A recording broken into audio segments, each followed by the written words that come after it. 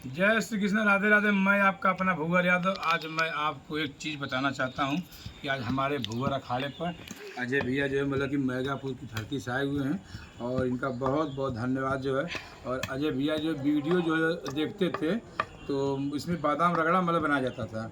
तो बादाम रगड़ा जब सारे पहलवानों को पिला के छोड़ दिए हैं तो मैं आज आज खुद जो है अपने हाथ से भैया जी को बादाम रगड़ा पिलाऊँगा।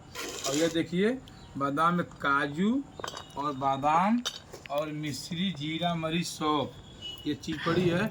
और अभी जो है गुलाब की पंखुड़ियाँ भी जो है मतलब कि पड़ी है और हल्दी भी पड़ी है। ये वीडियो होगा तो मैं देखिए ये गुलाब की पंखुड़ियाँ जो है इसमें डाल रहा हूँ।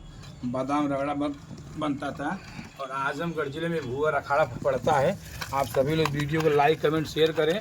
आप लोगों को बादाम रगड़ा जो है ये हरियाणा में देखने को मिलता था, मगर हम लोगों ने पहलवानी चालू की है और पहलवानी चालू की वो भी जो है निःशुल्क जो है।